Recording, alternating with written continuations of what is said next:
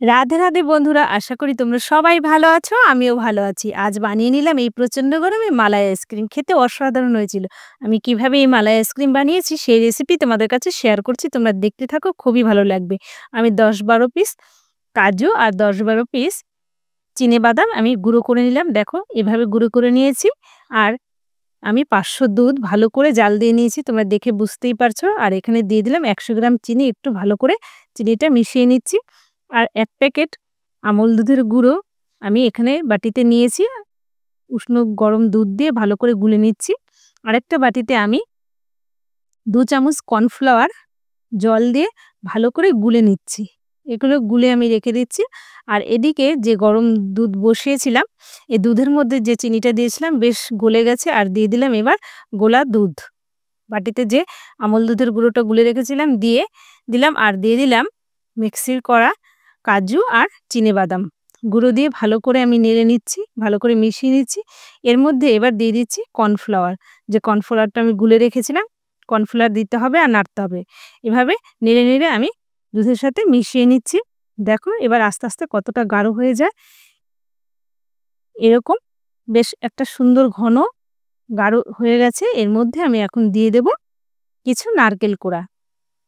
এই আইসক্রিমটা নারকেল কোড়া দিয়ে করছি। খেতে খুবই ভালো লাগে এই নারকেল আইসক্রিম।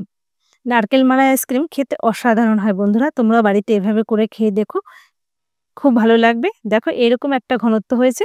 এবার আমি আইসক্রিমের যে উম এবার আইসক্রিমের মোল্ডের মধ্যে আমি কিন্তু একটা মগের মধ্যে ঢেলে নিয়েছিলাম। এবার ঢেলে ওই আইসক্রিমের মোল্ডের মধ্যেই আমি ঢেলে দিচ্ছি। এভাবে সবগুলোর মধ্যে আমি কিন্তু ঢেলে দিয়েছি। আর এদিকে দুটোর মধ্যে আমি একটু আগে দিয়ে দিয়েছি নারকেল কোড়া। নারকেল কোড়াটা দিয়ে তারপর এই গাঢ় দুধটা ঢালবো। দেখো এভাবে ঢেলে নিয়েছি। এরপর একটু আমি ঝাঁকিয়ে নিয়েছি যেন ভালো মতো বসে যায়। এভাবে ঝাঁকিয়ে নিতে হবে।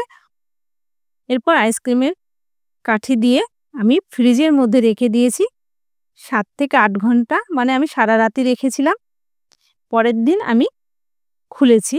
দেখো বন্ধুরা এভাবে কিন্তু মালাই আইসক্রিম খেতে ভীষণই ভালো লাগে।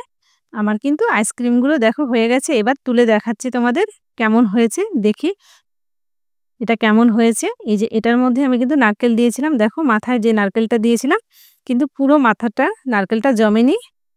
আর এগুলোর মধ্যে আমি যে নারকেল দিইনি তাই দেখো বেশ পুরোটাই জমেছে।